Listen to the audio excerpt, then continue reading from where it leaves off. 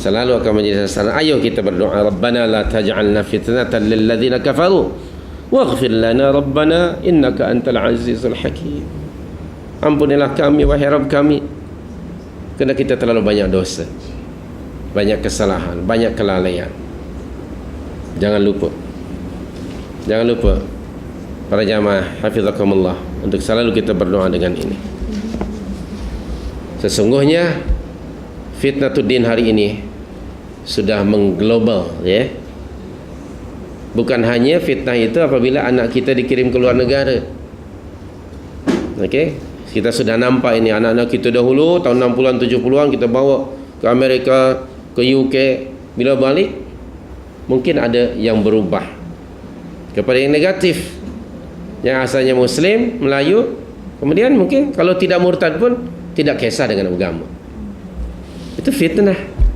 Sekarang bukan hanya di luar negara, bahkan di dalam negara pun. Kalau ada di antara kita Muslim Melayu ini bergaul, Muslim Melayunya yang belum ada ilmu, belum mantap, bergaul dengan orang musyrik, entah Kristen, entah Hindu, entah Buddhis. Kalaupun dia tetap masih Melayu, perhatikan perangainya. Salat pun sudah ditinggalkan. Ini akibat apa? Fitnah dari pengaruh kawan-kawannya yang non-Muslim, yang musyrik. Mungkin tidak heran pengalaman saya di Perkembangan ada budak India mengatakan, "Why should I become a Muslim?" Dia kata, saya ramai kawan-kawan di kalangan orang Melayu, orang Muslim. Dia kata, there is no difference between me and them. Whatever I do, mereka pun juga ikut. Why should I become a Muslim? Ini namanya fitnatuddin. Ada pula, ada Melayu juga orang di Taman Sarhait datang ke Perkembangan jumpa dengan saya, nak nikah. Marah dia, kerana kita minta budak perempuannya terus masuk Islam. Dia kata, undang-undang apa ini? Negara ini negara ada freedom, kata dia. Melayu ini mukanya lah, tapi mindanya sudah kena virus, kena racun daripada orang kafir. Semalam pula, minggu yang lepas, budak perempuan melalui seorang suruh bertanya kepada saya, dia punya boyfriend orang putih, mau nikah, tapi kata budak lelaki yang orang putih tadi, dia tidak mau masuk Islam.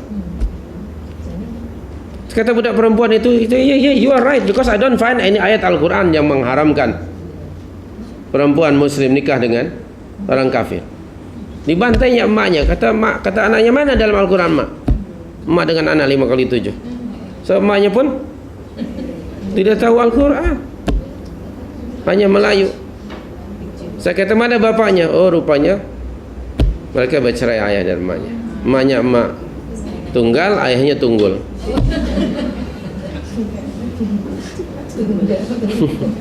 Kesian saya seperti tanya, puan bagi tahu pada dia Quran mana yang dia gunakan.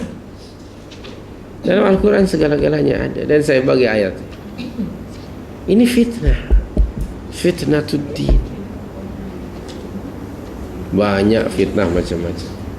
Hatta kadang-kadang barangkali kita orang Islam di negara sendiri mungkin nak melaksanakan tuntutan agama pun kena fitnah.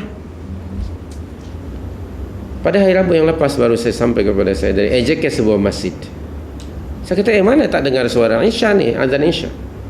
Rupanya ada orang komplain dan sekarang tidak ada lagi azan yang keluar dalam masjid saja. Siapa yang komplain? Ya adalah orang, tapi pengurusi penduduknya adalah Tan Sri Fulan, seorang Muslim Melayu. Mereka kata kalau tidak ikut arahan mereka ni, tidak permintaan mereka tidak ditunaikan, mereka kata kami akan terus jumpa dengan PM. Ya, kenapa mereka begitu berani? Jangan-jangan yang di atasnya pun, saya bimbang. Ini berlaku di Petaling Jaya.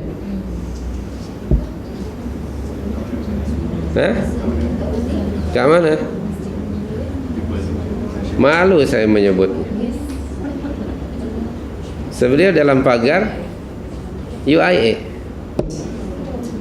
Malu saya dengar. Dan ini berlaku. Sudah sekian puluh tahun, sudah berani orang lain. Sudah berani orang lain setelah 50 tahun kita menjadi muslim.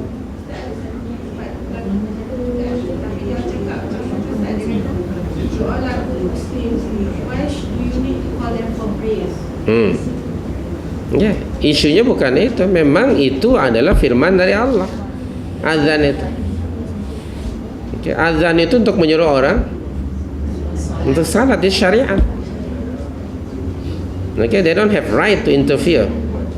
Our religion seperti mana you all, you menggunakan lonceng itu.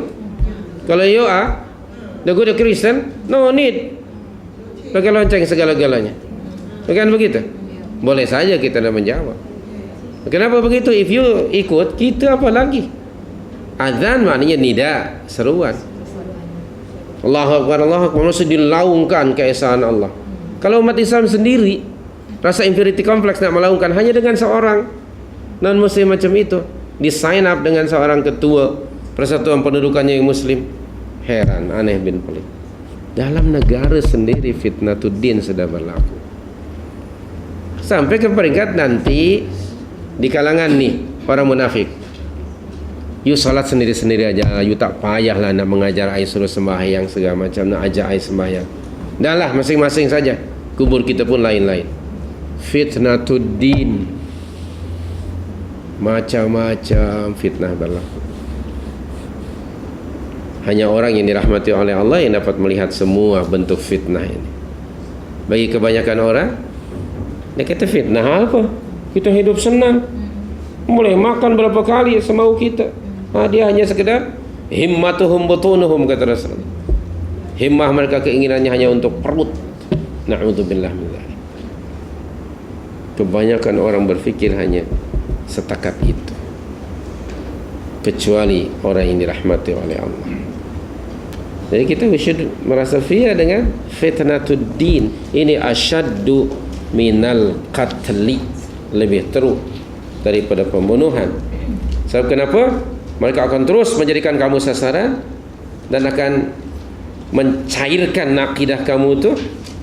Dan yang keduanya, mereka akan terus memerangi kamu sekalian. Oleh itu, al-fitnatu asyaddu minal qatli. Jadi fitnah di sini lebih kepada apa?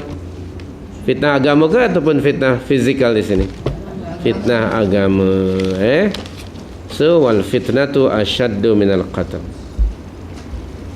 Selama ini yang ada di minda kita selalu disalahgunakan ayat ini. Fitnah itu lebih teruk daripada pembunuhan. Fitnah apa?